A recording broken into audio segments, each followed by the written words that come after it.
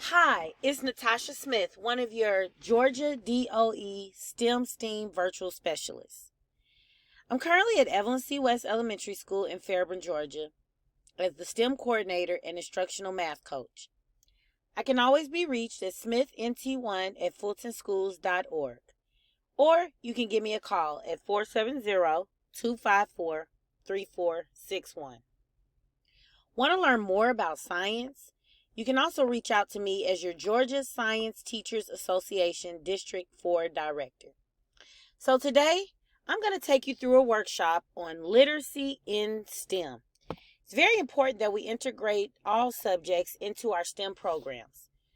We most times integrate the science and the math. But what about ELA and social studies? Well, today I'm going to show you some ways that you can ensure that your students get opportunities for literacy through STEM. Why literacy? Well, when you think about it, literacy is very important because it is the basis of students' education. Students need to be able to have an opportunity to be exposed to literacy at any time that's possible during a school day. Within your STEM program, there are many ways that you can be sure that you integrate ELA, the reading, the grammar, and the writing as well. When planning your STEM lessons, you should identify specific ELA skills you want to reinforce. That could include informational writing, correct grammar, editing, sentence structure, paragraphing, applying knowledge or appropriate reference, speaking and listening, and critical thinking. It also involves literary text as well as informational text. It also involves those reading standards that include comprehension, main idea, supporting details, and much more. That is the why. Why not have students read and be exposed to picture books, chapter books that are tied into your current PBL projects within your school through STEM? So, I believe that there's 5 steps to literacy-enriched STEM activities. One step is to use a piece of writing such as a children's book, newspaper article, or an interview as the inspiration for a STEM project. We talk many times about activating the students, hooking the students, bringing them in to a problem in our community or in the world through STEM PBL. Why not bring them in with literacy, a newspaper article of a current event that's happening, a particular children's book that gets their minds turning about a problem that they want to solve.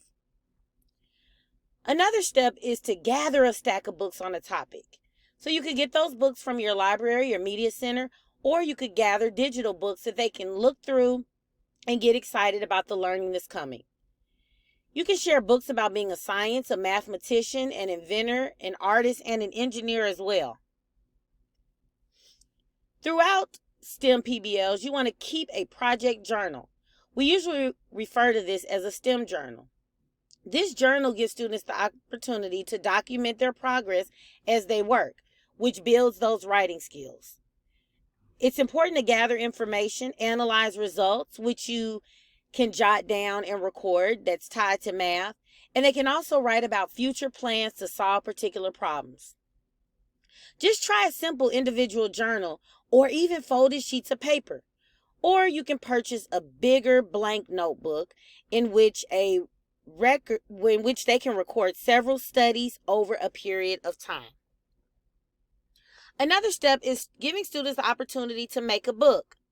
Sometimes students can take the time to make a how-to book, a manual about the things they've learned through a STEM PBL project. Hey, they've become experts through these PBL projects, so why not tell others about it through writing? When they're doing these writings, they have opportunities to illustrate their own book about what they've completed through an activity, a challenge, or a longer PBL project. This is also great for reading standards such as sequencing events, retelling a story or a process of what they've done, and it's a really good way to complete the particular activity, challenge, or PBL project. Last but not least, it's important to get students talking and collaborating. Allow students to talk with others about their work and help to solidify the learning and create a bridge to further inquiry. When we hear them talk about it and be able to discuss, we know that the students have grasped the concept and master standards. Pull up a chair and ask, "Hey students, tell me about your work." Then let the floodgates open to some great conversation. That makes me feel so good when those conversations are in depth, they're meaningful, and you can hear that the students have mastered standards that were associated with the particular activity, PBL project, or STEM challenge. So let's look at some STEM and literacy in the primary grades. When I think about STEM and literacy in primary grades, I think about the fact that literacy is a great entry point for primary grades. Students in kindergarten, or some just getting to school, didn't even attend pre-K. And they need opportunities to learn STEM through literacy. Many times when students are younger, like babies in daycare, all they do is have opportunities for books and more books. So they are familiar with that, but now we can take those books and we can give them that entry point into STEM.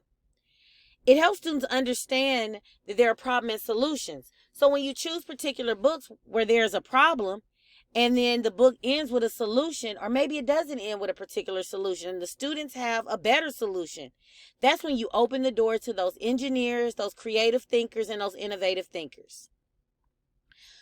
When students start doing this, they understand project-based learning and how to identify problems in our community, in our world, and get excited about it. So let's look at one example. Goldilocks and the Three Bears. In this story, Goldilocks is trying these different chairs. One's too small, one's okay, and one's just right. Then she tries beds. Too small, okay, just right. Students start noticing in the story that the bears are different sizes and different weights, which pulls in math. Well, then the students start realizing, I wonder which chair and bed is right for the different size bears. So then the students can be given tons of different materials to choose from cotton balls to popsicle sticks to foil, different materials, and they will begin to build beds and chairs that hold different amounts of weighted bears. Well, hey, you may have a student use cotton balls for a chair and it collapses. It doesn't hold the counting bears or even pennies that they're given. So right there, they have a challenge to create a chair or a bed that holds a particular amount of weighted counting bears or pennies. Students also get to get creative with how their chair or bed looks, and just showing that there's a problem. We need to figure out what size bed and how sturdy the bed needs to be to hold the different size bears. And then you're just exposing those students to problem and solution. And you see that the students still get the opportunity to test their final products out, which leads to them trying again, which leads to data even in the younger grades. Let's look at another example, the Three Little Pigs. Well, y'all know that the Three Little Pigs built 3 different types of houses, one of straw, one of sticks, and one of bricks. Well, we know that the wind from the wolf blew down 2 of the houses, but that last one survived. So now students can start thinking, we saw the pigs had a problem. They could not build a house that was sturdy enough from the wind from the wolf. Now it's their turn. You have all these materials laid out, and the students must build a house that is sturdy enough to withstand a powerful handheld fan that you have in your room, a blow dryer, or something of that sort. Students get to discuss why they pick particular materials. And when they're done, they actually get to test it out with that powerful fan. And if it's sturdy enough, wow, good job for them. And if it's not, that's okay. It's time to go back and improve. Just another way of showing these primary students there are problems and we can come up with different solutions. Let's look at another example, the 3 billy goats gruff. Well, in this story, the goats are crossing over a bridge, but they want to be sure that they don't mess with that troll under the bridge. So students begin to think about that bridge in the story and those goats, and they start to engineer their own bridge made out of different materials that they feel is sturdy enough to hold the billy goats as they travel over the bridge. Students can even start thinking about bridges in their community and how sturdy they have to be to hold cars, and maybe wanted to think about building a bridge one day for their community. Students will use those materials to build that bridge, and then they will be asked to test out that bridge to hold a certain amount of objects and make sure that it doesn't fall. And it could be different objects. They could try with holding a large amount of pennies. They could try with holding a large amount of cotton balls, so that they could see that depending on the weight of something determines the materials and what strength and sturdiness is needed to hold a particular bridge.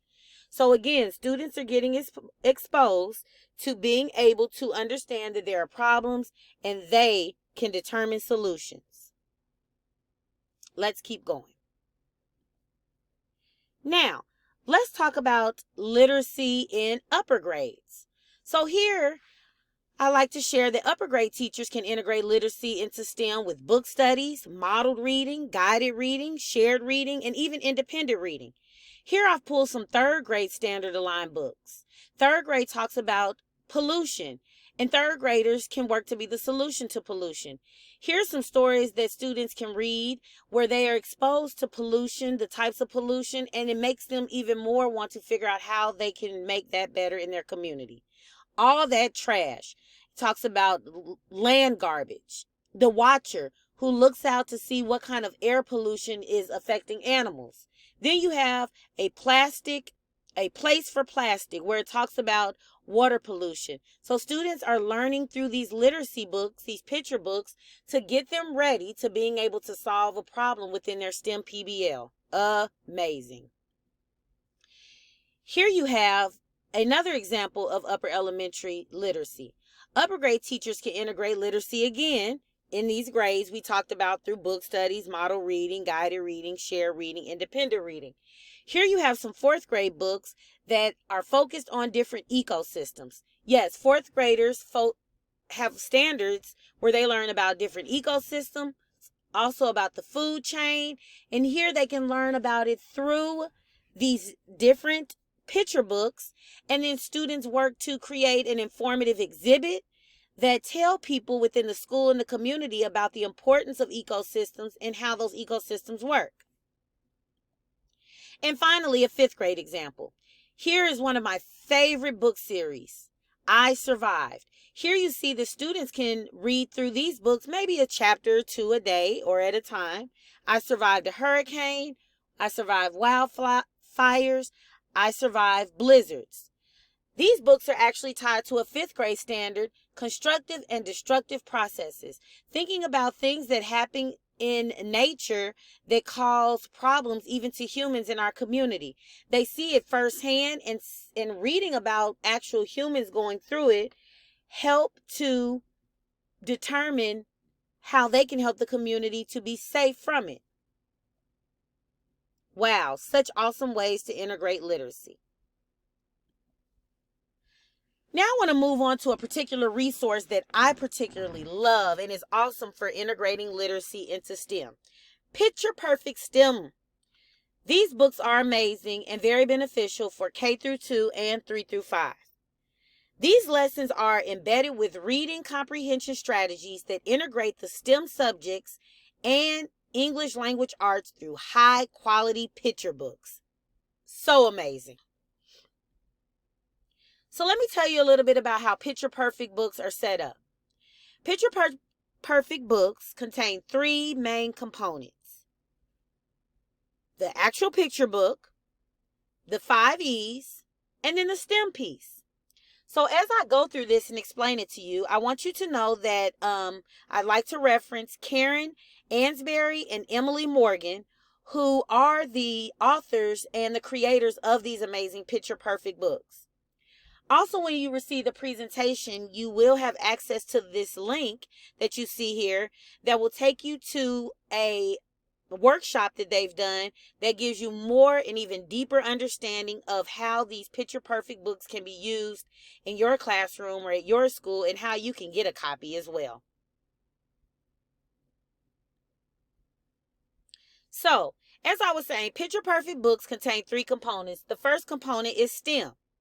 The science, the technology, the engineering, and the math that's attached to a particular lesson. Here you see where students are engaged in the engineering portion of what they are doing to learn through a picture perfect lesson. The second part or component is the 5E model. All the lessons are set up with the engage, explore, explain, elaborate, and then evaluate or discuss. The third component is the picture books, what we've been talking about throughout this workshop, how to integrate that literacy into your STEM PBL projects, into your STEM school, into your STEM classroom, and give many opportunities for that. Why use picture books to teach STEM? Well, it gets more in depth into what they're learning. Look at this quote from this book, Solving the Puzzle Under the Sea. The location of the mountain ranges, ocean floor structures, earthquakes, and volcanoes occur in patterns. Maps can help locate the different land and water features of Earth. So here, this picture book actually mentions portions of a standard. It's teaching them as they read through the literacy book, as they get ready to be a solution to some type of problem, as they become an expert through this STEM and through the 5Es. So what happens next? These students are exposed to this picture book, and then they move into some technology where they're actually looking at the world, at the area that they're talking about in the book on an iPad. You see where the young man had the opportunity to track some data about what's happening under the sea. And then he had opportunity to look at an informational book about how mountains are made. So you can tell from this that he is learning about mountains maybe forming under the sea and coming up. So he's getting opportunities to learn this through starting with a picture book. I want you to take a look at the lesson plan format as well. In the book, you receive a lesson plan for each picture book. It gives a description, it gives the lesson objectives, and it tells you about the picture book and what to expect.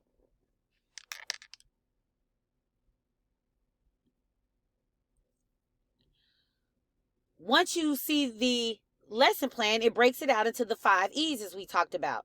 So using the example, summer sun rising, you can see where it starts with telling you the engage. Here the students make inferences. They have some conversation about what the book may be about. The teacher shows the students the cover of the book, introduces the author, shows them the front and the back, just gets the students really comfortable with getting ready to learn about a particular science standard through literacy. As you can see, it's focused on key ideas and details, and they align it with the kindergarten, first grade, and second grade standard. Common Core, to be exact. Then, with that same book, they move into Explore. So you can tell that the science standard attached to it is heat. And then they get a chance to explore by taking measurements of different things, their temperature. Here the data comes in, where they use that tool to get the temperature of different items, and then they log it. Remember, all started off with the picture book. Next, explain. So now you have the informational text. So you pull in, you've had that literary text, now you pull in that informational text to tell you more about the sun and how it produces heat. The students have an activity to do, and they also get a chance to do more data and graphing and actually have an opportunity to go outside and look and see what the real sun is doing. Then they elaborate. It's time for that hands-on opportunity and that design challenge. They go out to the playground, checking on temperatures on the playground, and they find a way to engineer different items or products that are designed to keep things cool, all on the basis of those books. Last but not least, they get the opportunity to evaluate which ice cube took longer to melt, in the model or in the sun. So here they test out what they've created on the basis of learning about heat through a literary book and an informational book. Again, all of these sheets will be included in that picture perfect book. Then they connect STEM at school to STEM at home. So they get the opportunity to think about what they did at school and bring it home. So they, on the sheet, they talk about what they did at school, what they learned, and their favorite part of the lesson, and then it moves into what they get to do at home and experiment with. Simply amazing. The book also offers further exploration where students can research, investigate, and be innovative. And it tells them different suggestions of how for the teacher to share. Want to take a moment and let you watch a sample lesson that connects to multiple grade levels so you can see just how it flows within a classroom. Here we go.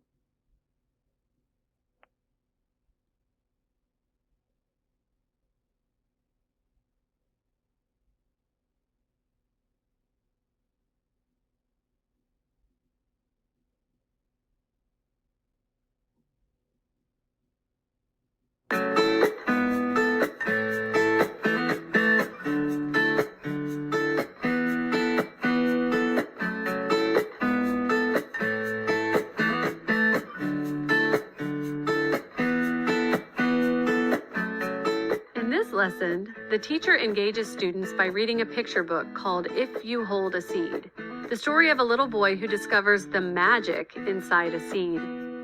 While they listen to the book, they hold a maple seed in their hands.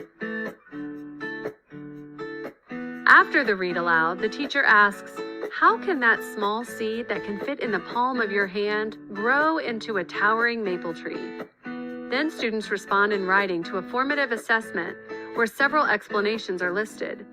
They choose the one they agree with and explain their thinking. This gives the teacher some insight into students' ideas at the beginning of the lesson. I think it's Flavia because you need the nutrients from the soil and the water so the plant keeps moist, and also every living thing needs water. I agreed with Ashley because she said that they needed sunlight, mainly sunlight to grow. And I think that sunlight is important because plants get their food from sunlight because of using photosynthesis. And I think food is a main part of living. Next, students spend time exploring maple seeds. They observe and draw them in their maple seed journal. Then they go outdoors to toss them in the air and watch them fall.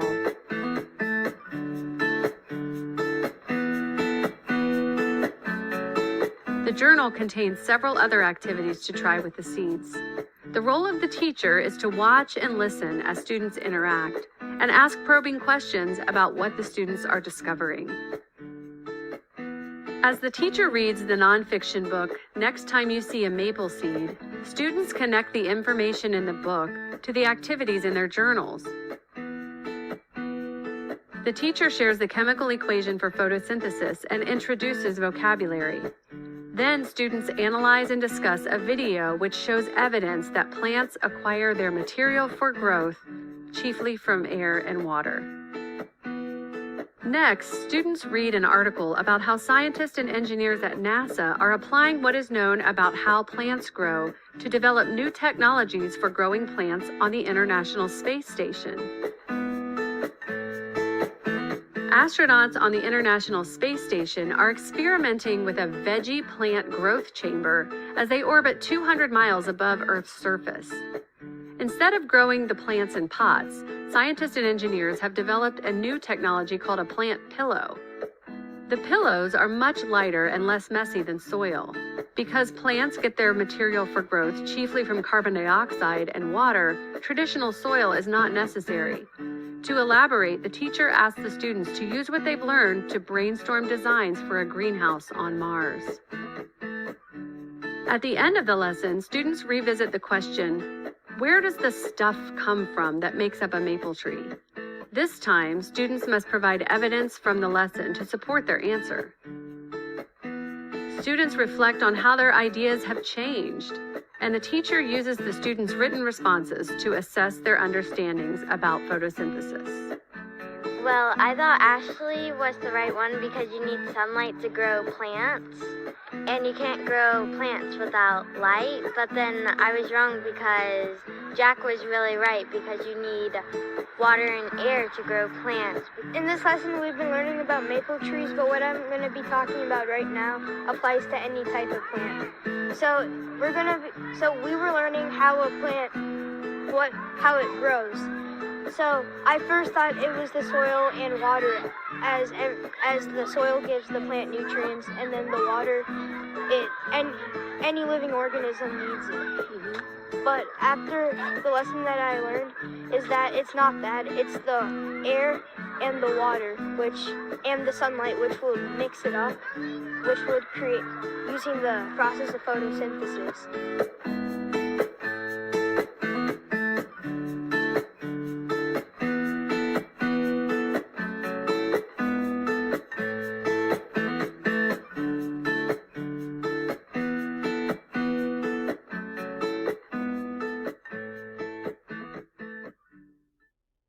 I definitely think that's simply amazing for students to start with a book and be able to push all the way through a complete interactive lesson through 5 E's and STEM.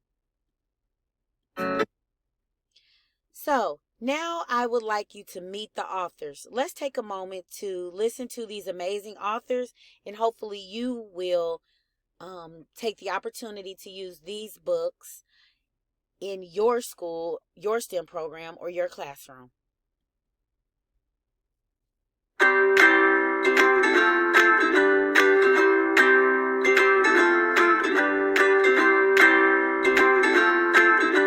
Hi, I'm Emily Morgan. And I'm Karen Ansberry. We're the authors of the Picture Perfect series published by the National Science Teachers Association. We're excited to share the new books in the series, Picture Perfect STEM Lessons, using children's books to inspire STEM learning. The new books follow the same philosophy and lesson format as our original books, but they add an emphasis on the intersection of science, technology, engineering, and mathematics in the real world. Emily and I are both elementary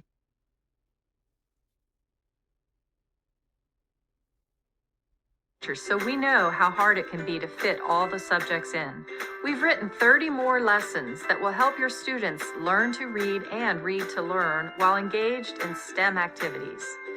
Our approach to STEM education is simple. It's about making natural connections among the STEM disciplines as your students investigate and problem solve in a meaningful context. We use picture books to provide this meaningful context. The books help engage and motivate students, introduce topics and establish themes, inspire both scientific investigations and engineering design challenges, spark creativity and innovation, and explain science and engineering concepts. Stories can get students interested in a topic, engage their emotions, make them laugh, or maybe just make the subject more approachable.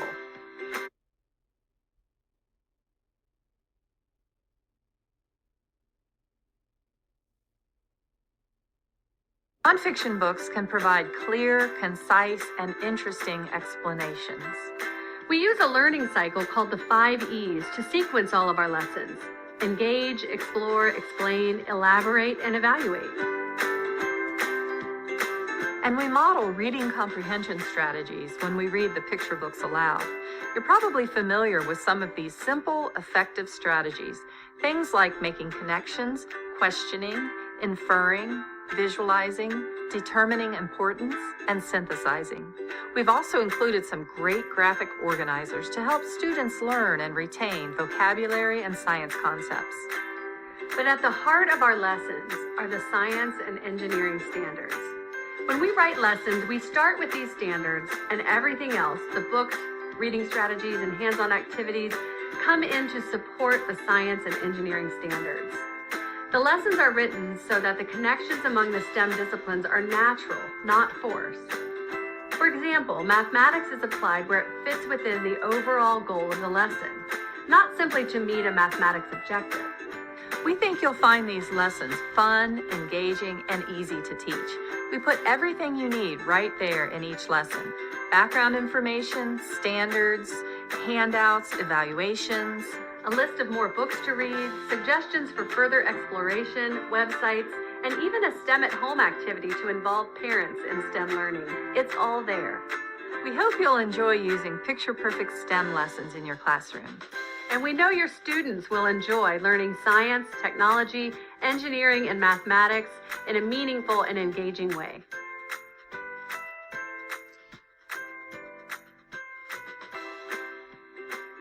So hopefully that video was very informative for you and gave you just a little bit more information and clarity on just what I presented about picture perfect science. Forgive me for those two small moments where we had that technology where it was thinking, but we know even with the live workshop, sometimes those things happen. Again, the link to this video will be included in the presentation. So, some sources for digital STEM texts are Kids Discover, Wonderopolis, News ELA, Kids Ahead, Smithsonian, Sports Illustrated for Kids, Highlights for Kids, Tween Tribune, Google News Archive, Dogo that has news, books, and movies, Epic, ReadWorks, National Geographic Kids, and Scholastic. All places you can find digital STEM texts. Also, a great graphic organizer that will be included in this presentation is how math, science, and ELA all connect and run together. Please take a moment when you review this workshop, the presentation, to really look at this and see how you can easily integrate ELA into the science and the math. So it's all included in your STEM PBL projects through project-based learning. This graphic feature is from NSTA, National Science Teachers Association, and it is wonderful. The commonalities among the practices in science, mathematics, and English language arts. The success criteria. Remember, identify the characteristics of a quality children's literature that promotes STEM education. Recognize several benefits of utilizing digital and print tests to promote STEM concepts. That's all you have to do. Yes. So it's me, Natasha Smith, signing out. Remember to stay in touch. This is Literacy in STEM. I hope you enjoyed. Always feel free to let me know if you need more.